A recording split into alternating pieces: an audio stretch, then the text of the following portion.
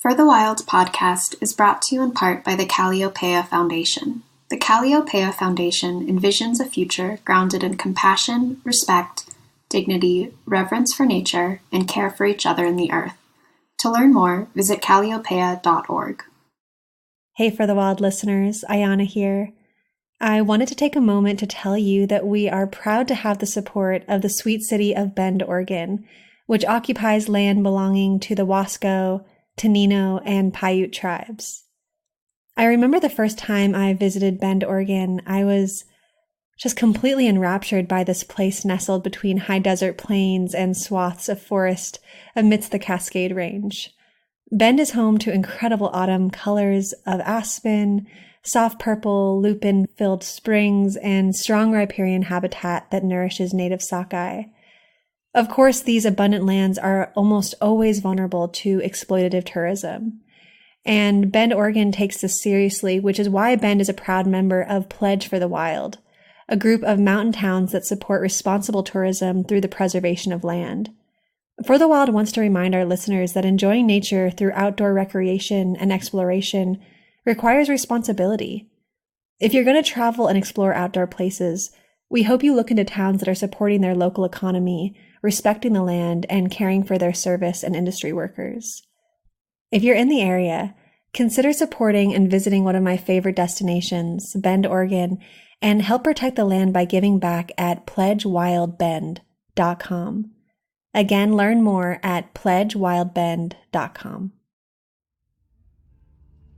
Welcome to For the Wild podcast. I'm Ayana Young. Today you will be hearing a conversation with Jade Begay and Julian Brave NoiseCat, recorded at the Bioneers conference. Jade Begay is a filmmaker, communications strategist, impact producer, and climate justice activist. Jade's work explores Indigenous futurism, inclusion, and representation in the media landscape. Jade has partnered with organizations like Resource Media, United Nations Universal Access Project, 350.org, Indigenous Environmental Network, Sierra Club, Bioneers, Indigenous Climate Action, the Women's Earth and Climate Action Network, allied media projects, and tribal nations from the Arctic to the Amazon to create content, develop strategies, and storytelling campaigns to mobilize and create more engagement around these urgent, complex, and sensitive issues of our time. Jade is also the creative director at NDN Collective, an Indigenous-led organization that builds Indigenous power through decolonizing the world of philanthropy and creates direct funding opportunities for Indigenous and Native communities. Julian Brave NoiseCat is director of Green New Deal strategy at Data for Progress, a think tank, and narrative change director with the Natural History Museum. He is a correspondent for Real America with Jorge Ramos and contributing editor for Canadian Geographic. His writing has appeared in The Guardian, The Nation, The Paris Review, and many other publications. Ayana here from For the Wild. We are live at Bioneers 2019 with some pretty lovely folks. One of my very besties, Jade Begay, who is joining us today, and Julian Brave NoiseCat. And I think because we're here sitting next to these seabirds on this pond that we'll just jump right into it. Let's jump into the Green New Deal first to orient ourselves. And I want to hear both of your critiques, your interest in it, and how you think it can shift our current predicament. So I guess I'll just back up and just explain what the Green New Deal is. The Green New Deal is a progressive climate platform that aims to take on the twin crises of climate change and inequality in tandem. It has been crystallized most firmly in the form of a resolution that was introduced by Representative Alexandria Ocasio-Cortez and Senator Ed Markey back in February. And its sort of broader policy planks are still being written. So I work at a think tank called Data for Progress, and we put out a blueprint for a Green New Deal over a year ago in September 2018. And we're still working with a broad array of movement actors and experts and politicians to sort of develop what these sort of really wide array of legislative actions could be under a Green New Deal. Let's talk about those legislative actions a little bit more. Can you break that down for us?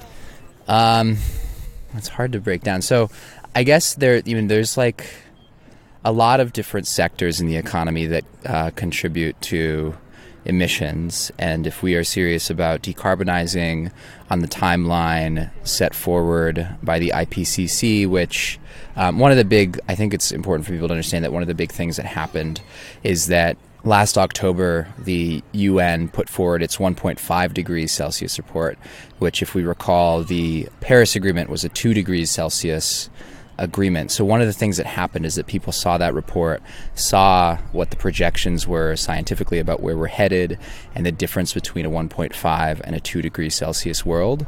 And everybody started actually to revise their sort of policy positions about the speed at which we need to decarbonize in order to avoid the 2 degrees Celsius, to try to like hit the 1.5 degrees Celsius target. So one of the things that really actually happened is that like the goalpost shifted towards more ambition.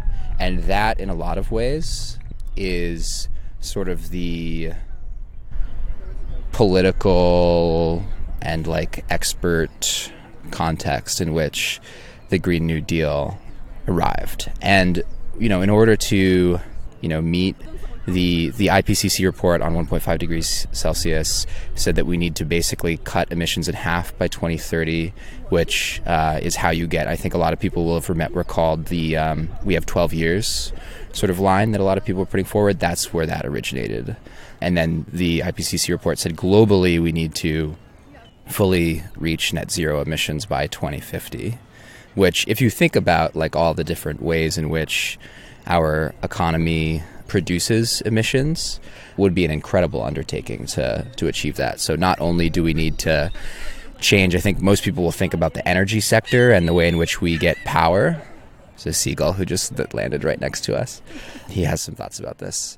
Not only do we need to change the way in which we get power, another huge source of emissions is the transportation sector, which is going to be particularly unruly and difficult to decarbonize in the U.S. because everybody owns a car, and our entire sort of urban planning and the way in which we've built cities and entire economies and regions is rooted in highways and automobile infrastructure. So that's going to be a significant challenge. Those two in combination, actually, it's worth adding that if we do switch to electric vehicles, not only are we going to have to decarbonize the existing power sector that we have, but you also have to add all of the capacity that will be required to charge electric vehicles. So in essence, not only do you have to reach like 100% clean energy, you actually also have to grow the amount of energy that you're producing, because everybody's going to be plugging their car into the grid to get, energy to drive to work or whatever. So that's going to be an enormous task. In addition, we have to decarbonize or wring emissions out of the agricultural sector, the way in which we heat and put appliances into buildings. We're going to have to change that because a lot of that is built around natural gas. So we're going to have to basically electrify everything, buildings, housing. And there's also a lot of different interventions that we're going to have to make with regards to manufacturing and industry. So there are really key industrial processes that are carbon intensive. So the production of concrete, the production of steel, like a lot of these different sort of really bedrock manufacturing processes need to change. And then there's also like broader things that knit all that together, like land use planning, conservation of existing sort of carbon sinks and like wildlife areas and all that sort of stuff that we're going to need to maintain and potentially even grow to, get all that carbon out of the atmosphere. So when you really sort of look at the whole elephant, which I think is what the Green New Deal pushes us to do, the scale of the task and the number and permutations of things that have to change are quite remarkable. And of course, it's important to keep in mind also that even if we did enact a Green New Deal next year or 2021, it's not like you get to reverse climate change. It's not like you reverse warming or it stops, right? There's already feedback mechanisms and emissions and carbon in the atmosphere that would continue to heat the planet for the next coming decades and years. And so it is really a pretty challenging context. But I think one of the points of hope that the Green New Deal points to is that when we do all of these interventions into how we make things, into the infrastructure, into clean energy, that we can produce a lot of jobs and actually sort of achieve a more just and equitable democracy. This is sort of the notion of a just transition. So on the one hand, we have a lot of work to do, but actually if we do that work in a good way, in a fair way, in an equitable way, in a democratic way, it could actually produce a lot of good as well. One thing that sends maybe a red flag is the right word, is this idea of an entirely new infrastructure setup. Because to transition us into this Green New Deal, there seems to be a lot of resources to transition everything, and a lot of resources in connecting the infrastructure of a new energy program. Like, I set up solar panels in an off-the-grid little cabin that I do the podcast out of usually, and just seeing what it took to get water to my cabin, seeing what it took to actually set up a very small solar system, the amount of resources that takes is actually quite unbelievable. And so I want to hear from you, Jade, some of the things that we need to really understand, as this bird understands. They're really, calling us right now into this conversation, is let's talk about the side that isn't so flashy about the Green New Deal. I want to hear your thoughts on just the immense amount of resource extraction that will have to happen in order to transition us into a different type of way of using energy. And then also, Julian brought up the narrative of the 12 years. And I wonder... Okay. And it's funny. And yeah, I wonder how... I wonder how this urgent narrative is playing into how we're setting up systems. Because when we feel like we only have a decade left, as this bird clearly knows... Then what? Okay, I don't want to throw anything at you, bird, but because I respect you. I really do. Apparently all just a big joke for Mr. Crow. So, yeah, he's literally mocking us right now. So the question is, let's talk about the other side of this infrastructure debacle and how the narrative of 12 years and that urgency might be shifting the way that we go about it. Okay, we're gonna friendly ask this bird to go party somewhere else. You joined the wrong party, bird. Ayana is currently talking with this crow or this raven. He was really persistent and stubborn, apparently. There you go.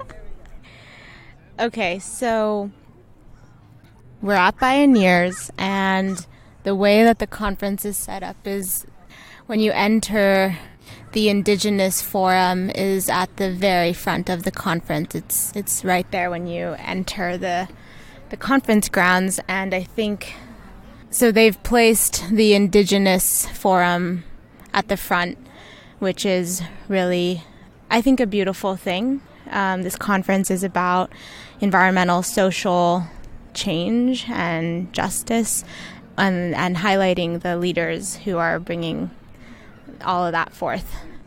But they have done, thanks to the work of people like Cara Romero and Alexis Boudin, the two people who direct the indigeneity program here at Bioneers, they've centered the knowledge and wisdom that needs, and not just centered it, put it in the front.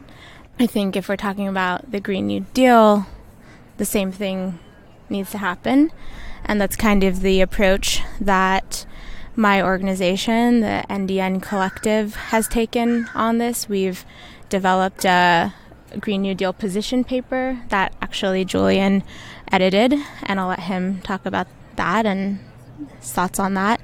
But that document really underscores the fact that we need to, in order to bring in a just transition that is just for all communities, including Indigenous, because like you said, if we're going to replace fossil fuels with solar panels, where are those minerals coming from? They're coming from Brazil. They're coming from lands that are within the territories of various Indigenous communities globally. So, yeah, we need to incorporate those things into the way we're going to foster in this just transition eventually. And yeah, within that position paper, like Julian was saying, the IPCC has given us this 12 years thing. Well, in also the last couple years, they've acknowledged finally that Indigenous knowledge is key for mitigating, adapting, and dealing with the climate crisis. They've really put an emphasis on that in the last year, I believe. And so again, just our stance as the NDN Collective is that we're in a really unique position right now to inform the Green New Deal, to be thinking of these things and incorporating Indigenous knowledge and wisdom and traditional ecological knowledge in a bold way, not just to mitigate and manage the climate crisis, but also into building these solutions. So the IPCC published a trilogy of reports and is now going to be silent until after the 2020 election, which is actually going to be a big sort of communications backstory of the way that the climate conversation rolls for the next year or so. And the second paper in that trilogy was their lands paper, in which they talked about the different challenges that we're going to face in providing agriculture in a climate-strained context, in protecting and creating carbon sinks, and they did a number of different projection scenarios for different combinations of those actions. And the big picture takeaway, reading between the lines, was that to a large extent, different conflicts and scarcities over resources are going to be like pretty much inevitable, and there will be trade-off decisions that we're going to have to make in terms of how we use lands and resources and who has access to them and all that sort of stuff, which, you know, of course, is like Native people, like the whole history of this continent and of modernity is in large part one of us losing everything and people taking. While I think the critique of the transition to a clean or renewable energy economy, you know, is an important one. Like, obviously we have no real choice but to take action. Like, the no action scenario is pretty unconscionable. I think it's also important to just be like pretty realistic about the real issues that already exist in that transition. So, for example, I was just in Chibougamau, Quebec, which is in northern Quebec, which has been a mining-based economy for the last 100 years or so. And the current story in that part of Quebec, which is where there's a number of Cree communities that have been impacted by mining, is now that there's a lot of Chinese investment coming in to do lithium mining, because lithium is obviously a very important mineral for batteries. And if we're going to shift to renewable energy, we're going to need more lithium to make those batteries. And the other reason why it's happening in northern Quebec is that there's now potential for a shipping terminal to go in northern Quebec, because when the ice is melted, there will be a fast shipping lane from northern Quebec to China, which is going to be, you know, there's 1.4 billion Chinese people in the world, which means that their middle class is about 4 times the size of the American middle class. Their elite is 4 times the size of the American elite. There will be 4 times as many billionaires, at least, in China. And that's a lot of stuff at the end of the day that group is going to demand and the world is going to demand. And so the story for the Cree in northern Quebec is going to be, to a certain extent, a lot more of the same, right? The mining will continue. There's not going to be so much of a transition. It's just going to be, it's not going to be gold anymore. Or iron. It's not going to be gold. It's going to be lithium. I mean, we need to be real about that. And then, secondly, also there's going to be continued siting issues. Basically the narrative here is that we need to be very thoughtful about how we build out a renewable and clean energy grid, because a lot of the same siting issues that we've seen with pipelines could be perpetuated with transmission lines. So if you're going to have a grid that runs on renewable energy, you need to be able to balance out the places where the sun is shining and where it's not, where the wind is blowing and where it's not. And that means that you basically just need more connectivity regionally and nationally, which means you need more transmission lines. And, as the tendency has been forever, pretty much, the folks who are going to have those developments happen in their communities are going to be people of color, going to be working people, are going to be Indigenous people. And my take on this is that, if a transmission line was being built through the Standing Rock communities, ancestral grave sites, they would fight it just the same as a pipeline. And so I think that the way in which we think about land use, community input on how we do these things, and power. Really, at the end of the day, a lot of this comes down to who has power and who doesn't.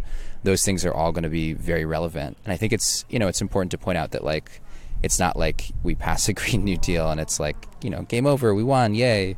A lot of the same challenges that we face already in policymaking and socially, where the jobs go, where the infrastructure goes, who owns those things, all of that sort of stuff is going to remain relevant, if not even more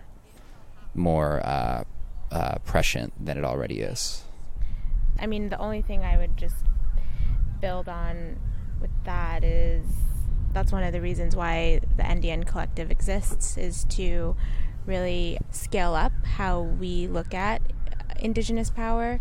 That's our whole mission, building Indigenous power through decolonizing philanthropy. And we actually use a lot of that data by the IPCC, some of this 12-year narrative, but also we have those narratives. We've been talking about this, for so long, but, if we want to say in the movement space, at least since the 90s, about, these predictions. And so that's what we're up to. We're trying to really scale up the way we donate and give and fund and give resource and also power to Indigenous communities so that they can more easily build the solutions that are working for their communities.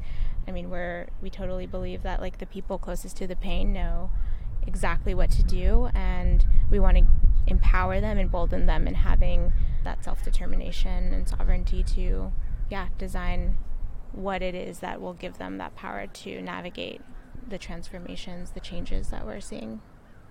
I want to bring up my skepticism around just transition, because it's something that I've been thinking about a lot. And, Jade, you and I have gone through so many conferences, protests, events together where a just transition has been brought up time and time again. And when I first learned about it, I thought, okay, great. The frontline communities who are suffering the most should be in control of their own power transition.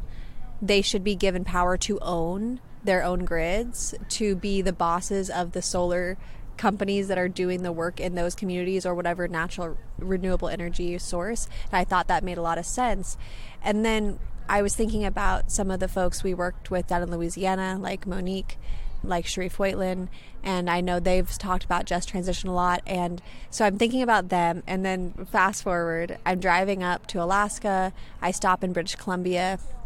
I meet up with Jacinda Mack, who was one of the founders of Native Women for Responsible Mining in British Columbia, that was created or given a lot of energy into because of the Mount Poly mining tailings disaster, the biggest tailings pond disaster in the world. And the reason I'm bringing this up right now is because here I am in northern British Columbia, where there's 2,000 plus abandoned mines, the biggest gold mining in the world. A lot of this mining is for renewable energy. And so I'm like, but wait, Jacinda's ancestral lands don't get a just transition. Her lands are being exploited, raped, poisoned, so that somebody else, somewhere else, can have a just transition. And so how do we wrestle with that?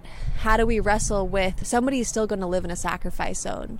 There's this part of me that goes, are we still doing the same thing where some people will get the just transition and other people will live in the sacrifice zones so that some people can have renewables? I mean, that's a really good question. It's a huge question. I wish I could tell you that there would not need to be any more mining, that we would find ways to build all the things without it going through someone's backyard or community or, sacred site. But I also know that that's not true. And I think that if anything, from my perspective, the reality that the decisions we make in policy and as a society about who benefits, who are the winners and losers of different policies is always a relevant question.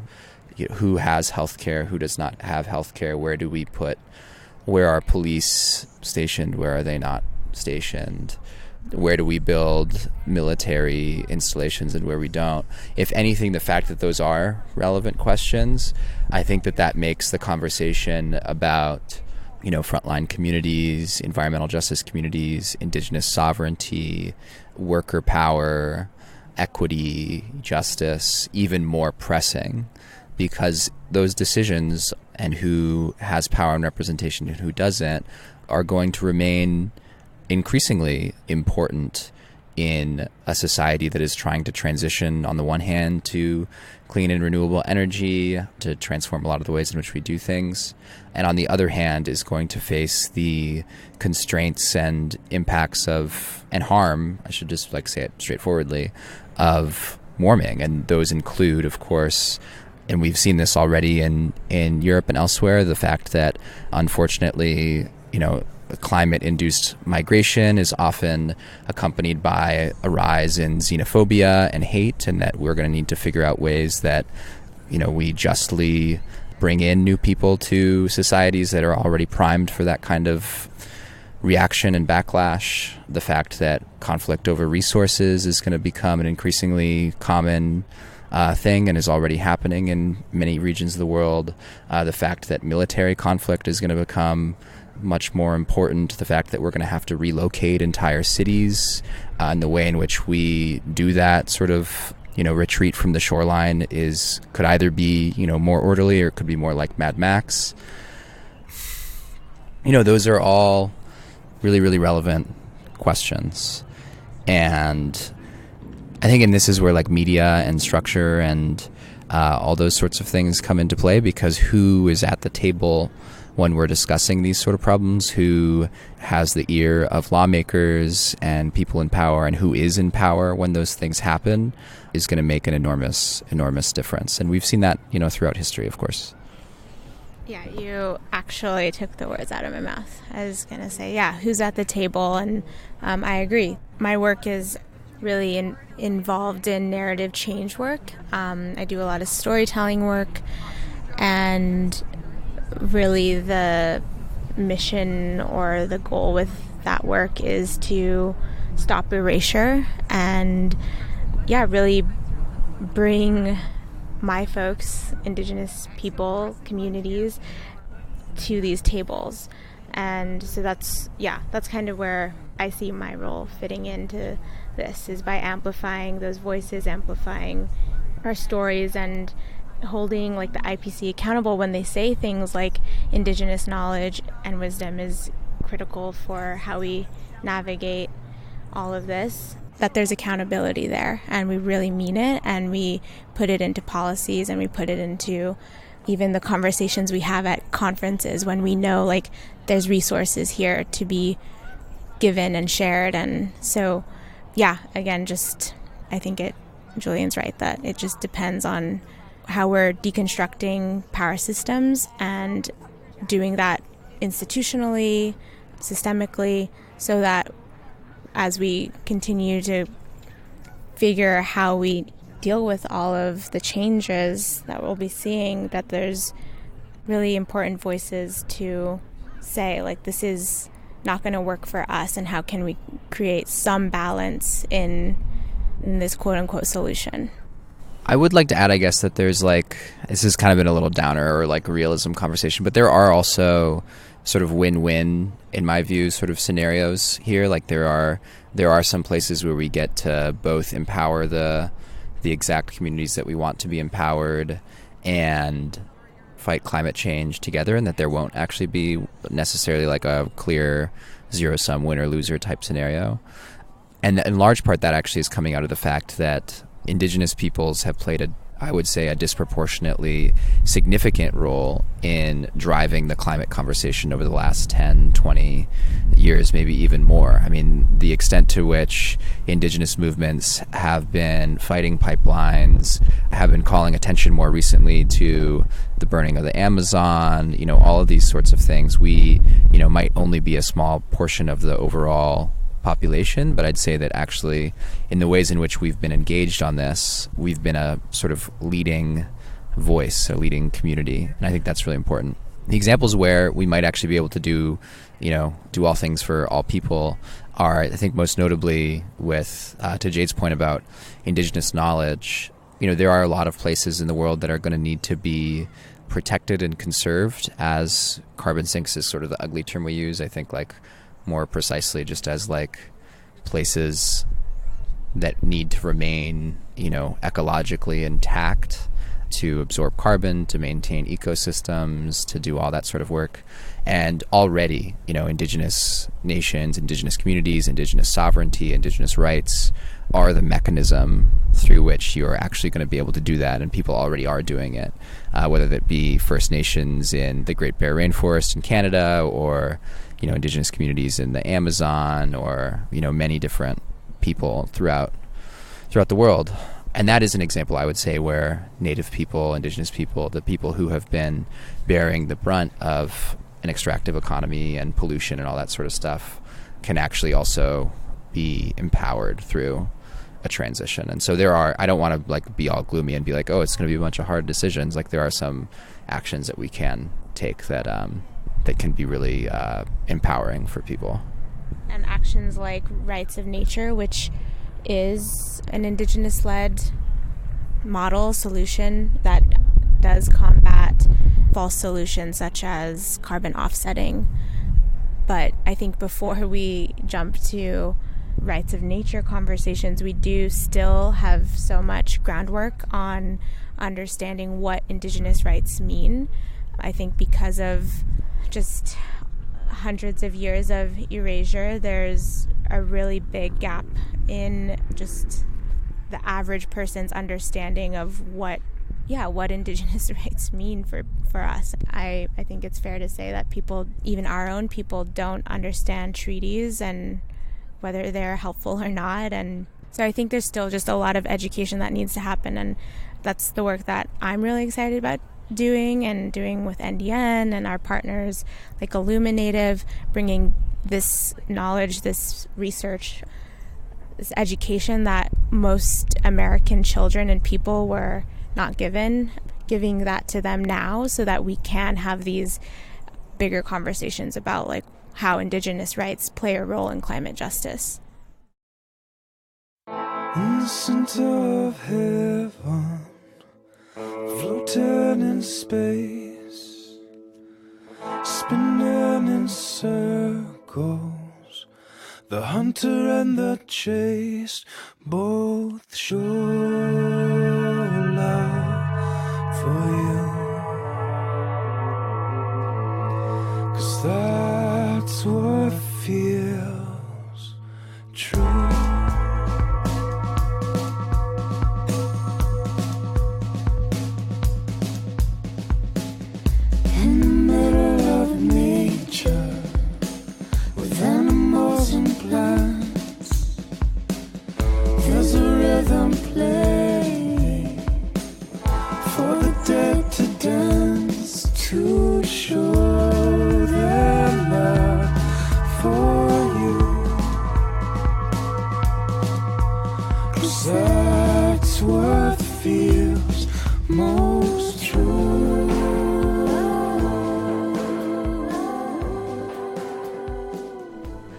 I wanted to ask you more about that, Jade, specifically because you're mentioning yeah, there's these reports coming out. They're saying we need to listen to Indigenous people. Indigenous people hold 80% of the biodiversity in their lands. You know, we hear these. It's a buzzword. Yeah, it's a buzzword, and we hear it's a trend, and it's trendy to support Indigenous rights, quote unquote, whatever the hell that means.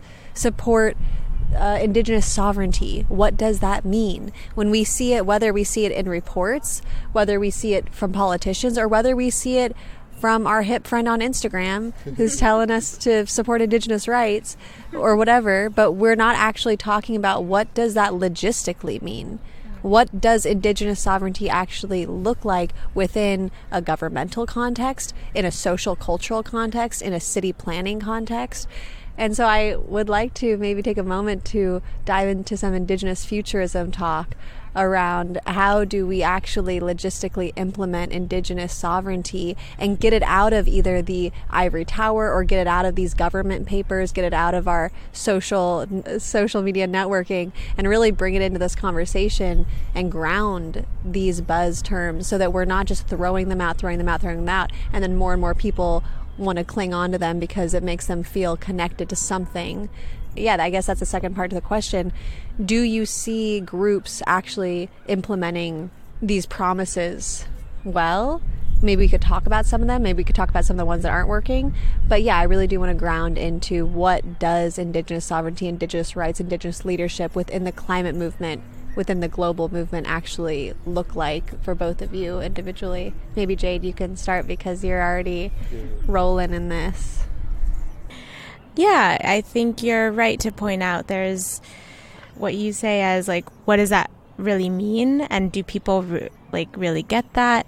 I think we're still caught up in we're still grappling with like romanticization of Indigenous peoples and communities and fetishizing our role. I think I see that a lot in the climate justice movement, and it's not talked about enough.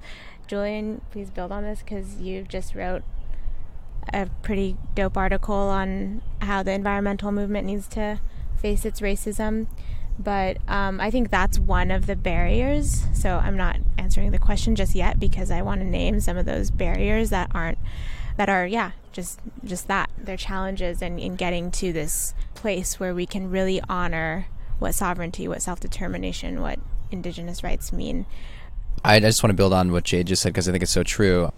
And I've been a little bit guilty of producing some of the propaganda that leads to this viewpoint. But, there are lots of different types of stereotypes about Indigenous peoples. Some of the more problematic ones are about our people being, quote unquote savages or barbarians.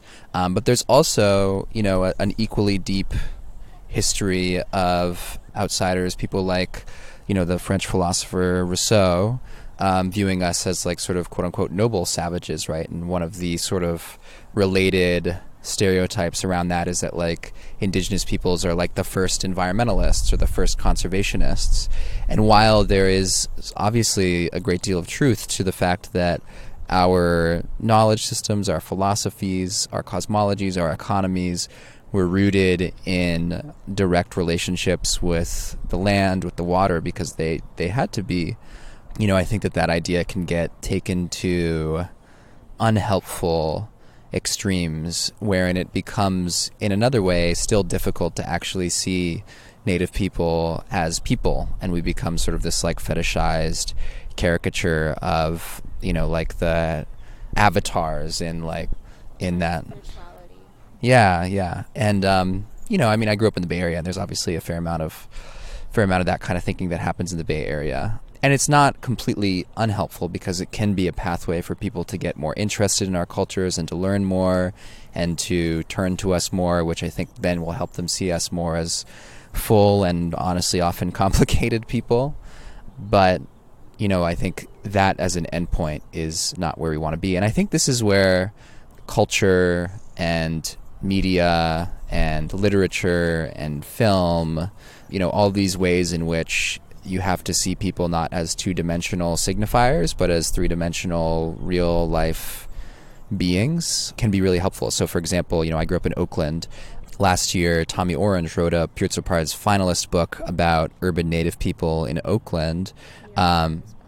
New York Times bestseller, really remarkable book, and pretty much none of it had anything to do with, he even has a line in a very memorable sort of passage where he talks about, how for him, like his relationship to place and land as a Native person had very little to do with mountains and streams and wildlife and ancient teachings, and instead had a lot more to do with, city blocks and the BART and that sort of rhythm of life and place. And I think that, that kind of conversation and realization was really helpful for people, because actually, like, the majority of Native people live in cities, and people probably don't really realize or know that. So what's your thoughts on this?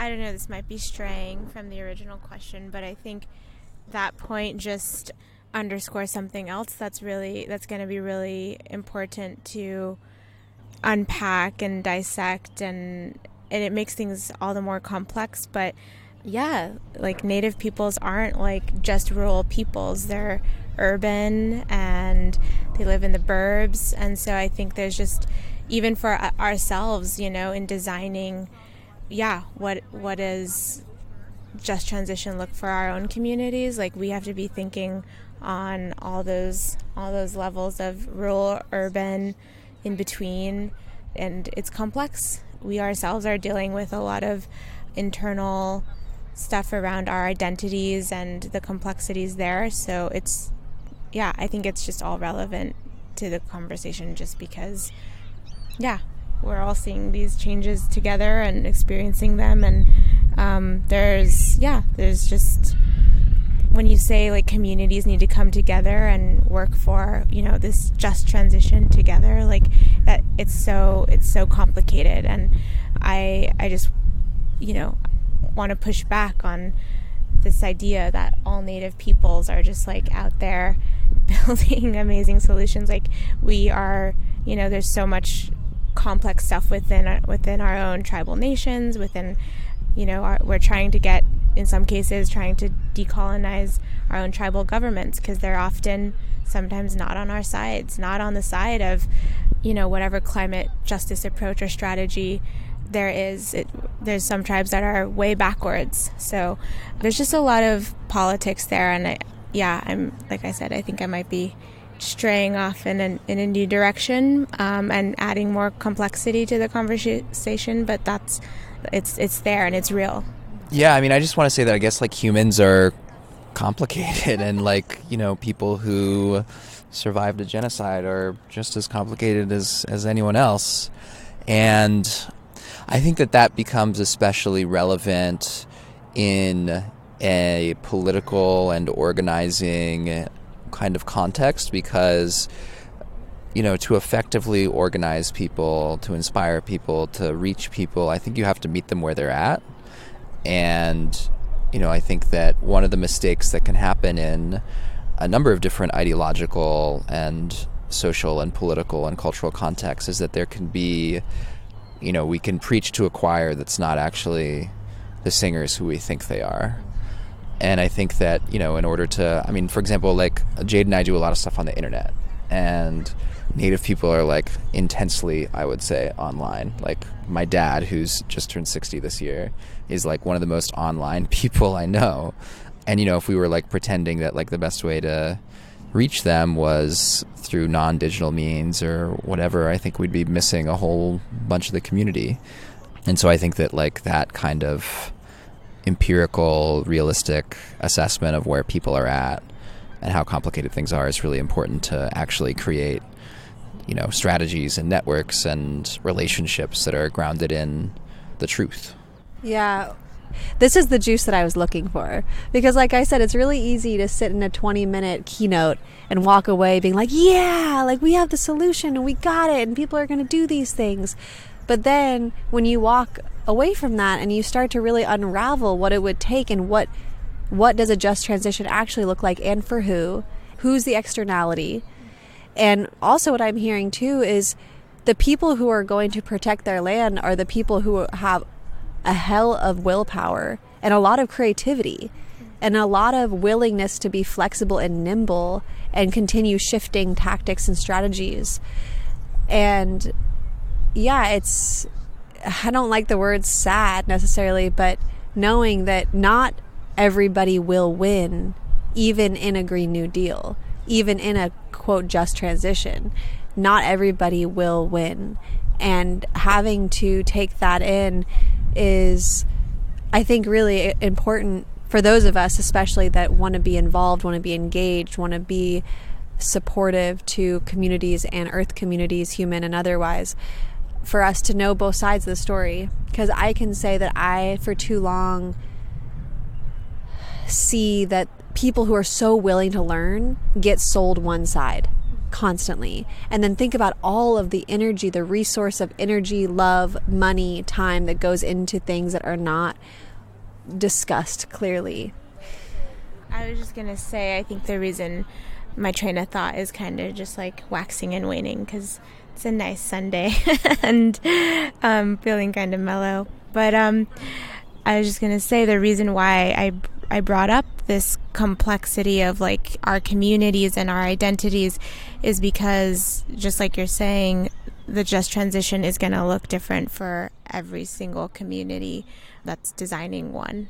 I've, in the last 3 years, have moved back to my homelands, my ancestral homelands, and I'm often on the road for the work that I do, but my experience in being in that place and reconnecting with that place-based knowledge has been, I mean, I know what I want. Like, I so clearly know what I want in the next like 5-10 years, and to design a just transition for myself and for my community. And I've understood how my specific skills in media and media production, media like art, can help with cultural revitalization or language preservation. And yeah, it's taking that localization to really make it real for me. And I think that's not everyone has the privilege of going back to their homelands, but I think, yeah, there's something there about going back to small community and prioritizing that as we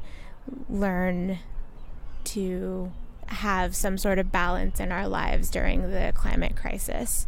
Yes, I want global Indigenous, like that's a futurism for sure that I like envision, is just like global understanding of Indigenous rights and solidarity. But when I imagine like into the future of what a just transition or climate justice looks for me, it's very specific to my community.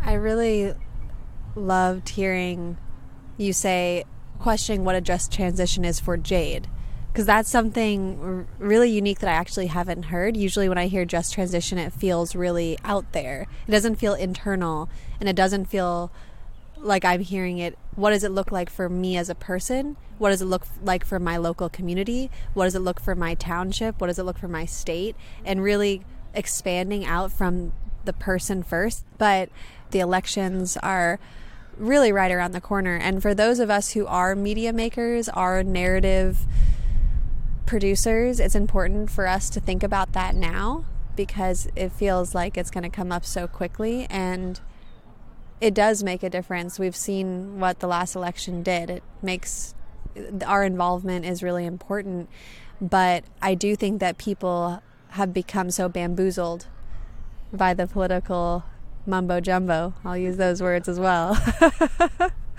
that, you know, I want to really speak to those folks in this conversation right now and be like, yeah, I want to kind of hear like meta view election thoughts, and then maybe some specifics that you want to throw in for us, whether that's state specific things, whether that's certain resource extraction projects, whether that's certain candidates to watch. Yeah, I really just want to dive into this because I know you both are seeing it from a really strategic vantage point.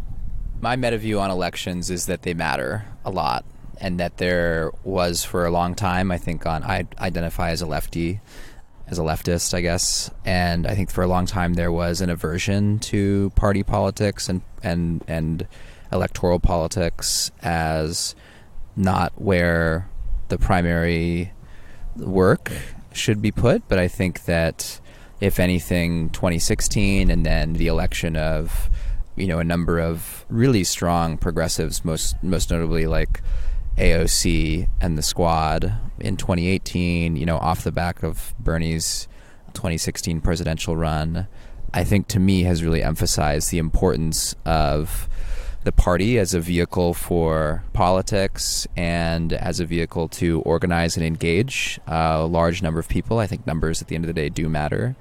Our ability to shape and influence policy and laws and to move resources around that do matter a lot.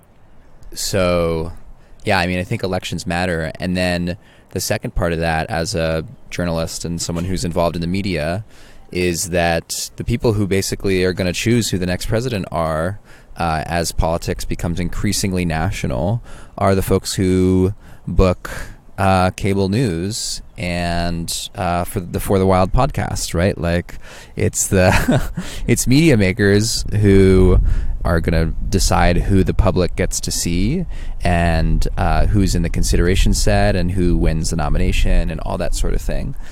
And obviously Donald Trump has made a career, basically not really as a businessman, but as a media figure, first in New York and now, someone who's been able to manipulate the news cycle around his own Twitter feed and shenanigans constantly. And I think that to a large extent, if there is going to be someone who can effectively challenge and beat him, they will also need to be able to create a convincing identity and narrative and source of inspiration that'll really get people to show up at rallies and show up to vote and do all that sort of thing. And communications is sort of the most immediate way in which you do that. Organizing obviously is really important too, but the primary way in which a lot of these campaigns will reach people is through the news. I don't have too much to add to that. It's pretty on point. I think the challenge that everyday folks like us are gonna have to work with, navigate, is that there's gonna be so much propaganda out there. We just have to be extremely discerning about what we consume, what we share, especially in the world of Twitter and social media. Julian and I constantly are communicating about just the shit that goes down on social media and how it's tomfoolery, it's harmful, sometimes makes us take two steps back, it derails important narratives. So I just think in the lead up to the election, we just really gotta be on it about, does this message about this candidate or that candidate really support us as like the left, or as whatever you want to identify as beating Trump, or is it dividing the progressive left side? Because I definitely see more division going on, especially when we're talking about social media and like the messages that world is sharing with each other. Cheering from the crowd as Jade punctuates her thesis on that one.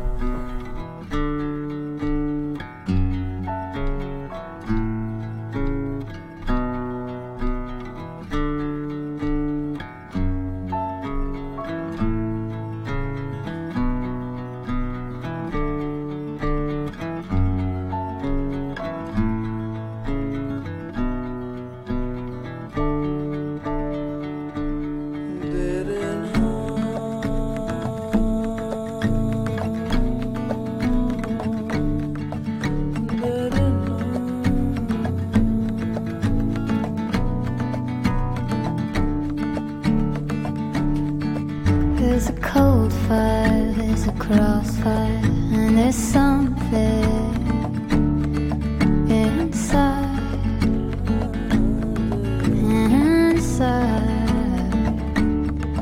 and we'll never make it, and we'll never break it until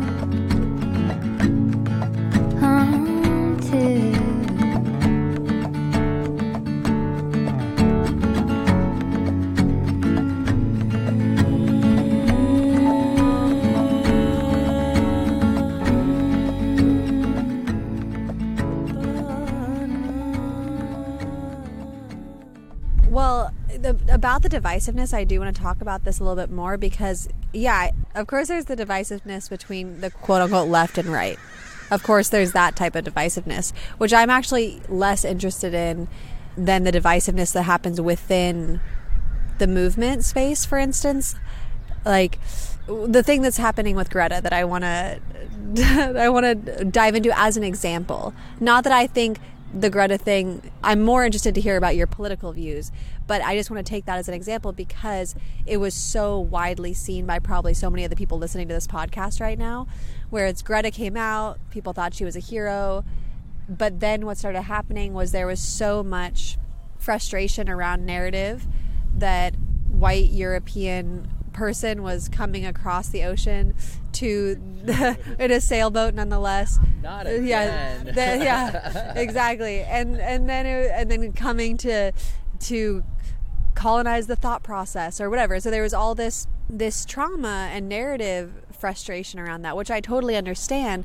And at the same time, then what I'm seeing on social media is all this anti-Greta rather than anti-ExxonMobil, rather than anti the stuff that we are trying to fight for climate change sake. So how do we balance?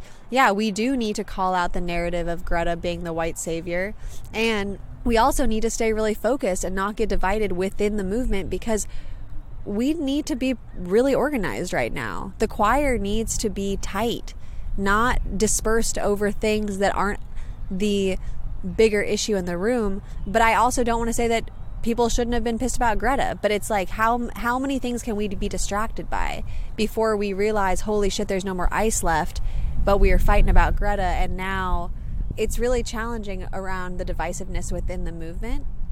And Jade, you had some amazing things to say about the Greta situation. I remember, like, you were like, yeah, this is weird stuff. This is weird white savior stuff. And people, let's not get it twisted, because we only have so many posts that we can look at a day. And when social media is confusing us even more than we already are confused, it's not helpful. So, what was happening was the media was centering Greta, and what ended up happening, unfortunately, was the internet went into uproar about this young white kid who was taking up all the space. And my feedback that week was, write the media. Like, stop getting mad on the internet. Like, what, to Julian's point about how media is going to be an influencer, like a huge influencer in who is elected.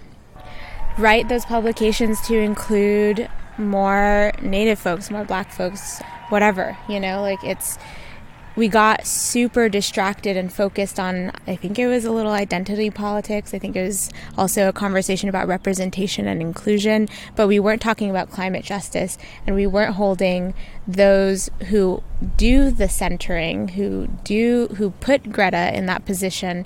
We were just shooting the messenger, basically, and that's not going to help any of us at the end of the day. So I think if we want to continue to see our folks and our frontline communities represented, we need to hold the institutions, the media organizations, the news accountable to do that for us.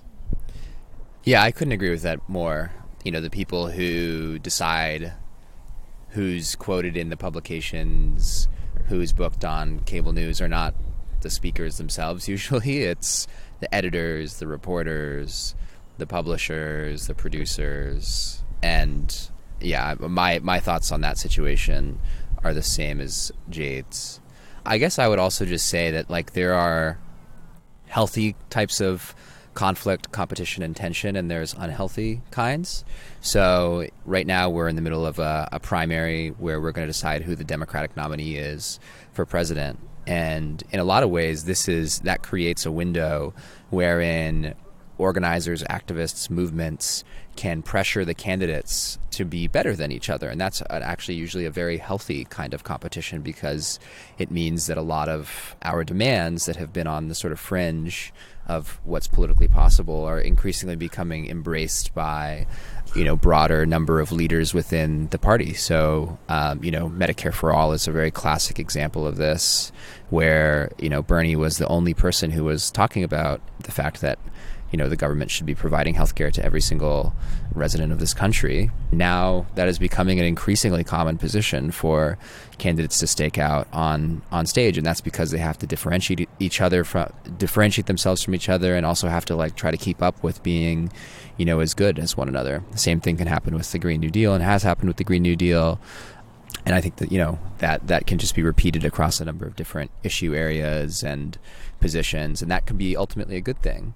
I think the questions here that are relevant are to go back to Jade's point, who specifically should we be holding accountable? When we express our ire about something, who should that ire specifically be directed towards?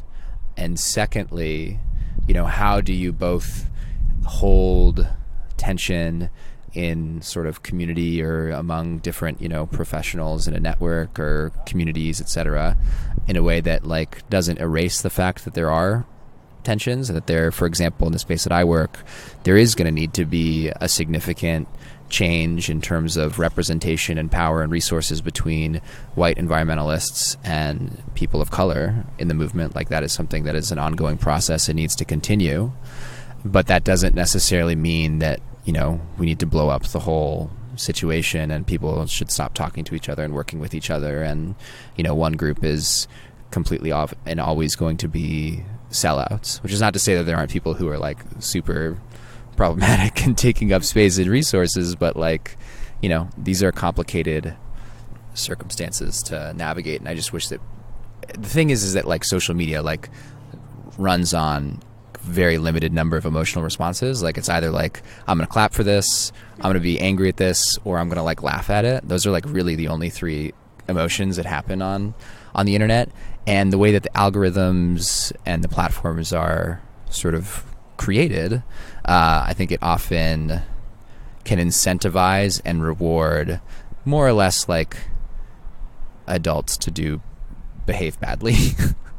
To put it pretty crudely. I think people get rewarded for being mean to each other far too often. Well, people don't comment when they agree about something. They give it a like and woo, but people comment when they disagree, and there's crazy ass comment threads when people are upset and want to vent about and rant about something, and so that's what the algorithms are gonna reward.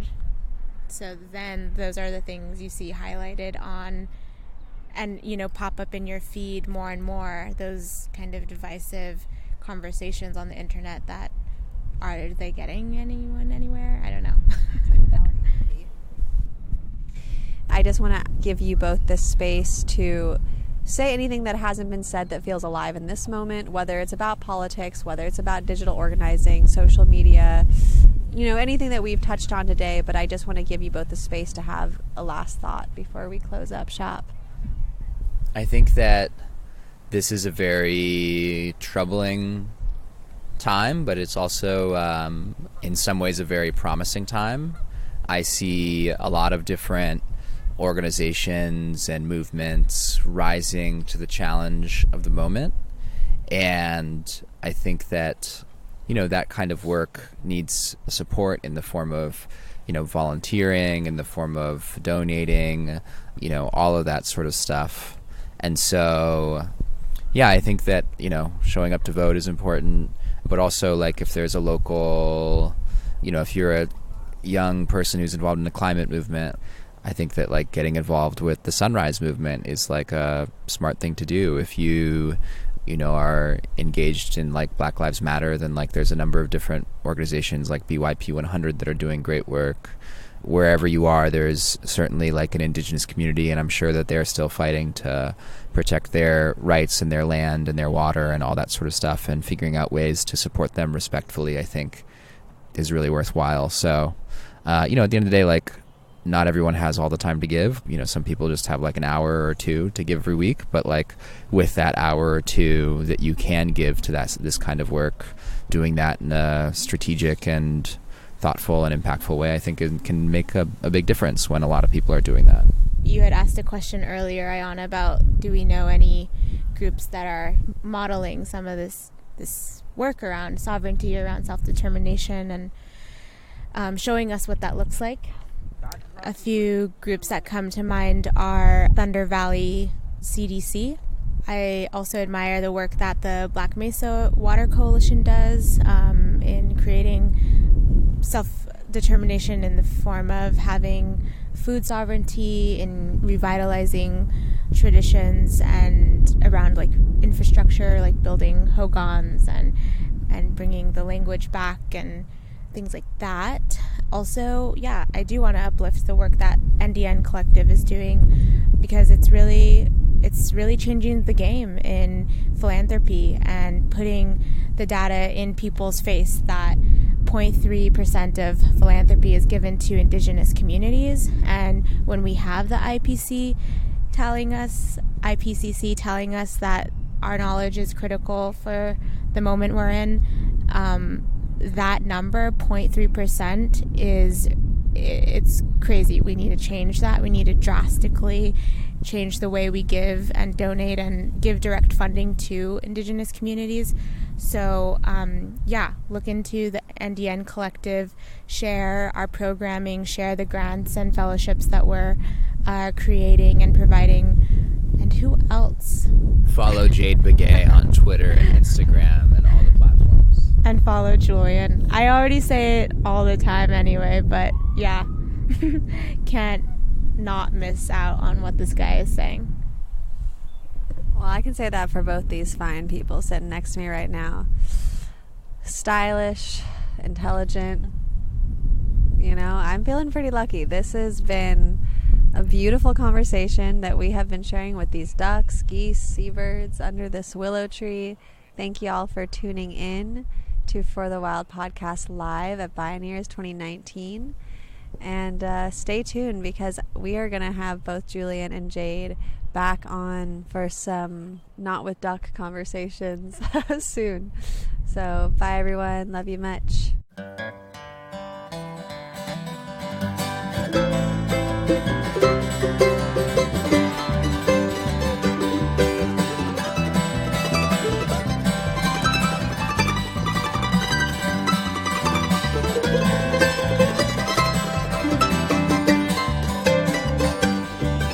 Thank you for listening to For the Wild podcast. I'm Ayana Young. The music you heard today was from Sea Stars and the Ancient Wild. I'd like to thank our wonderful team, Aidan McRae, Andrew Storrs, Carter Lou McElroy, Erica Eckram, Aaron Wise, Francesca Glassfell, Hannah Wilton, Melanie Younger, and Suzanne Dollywall. Sweet smell of the pines, tall western cedar, drifting on the wind.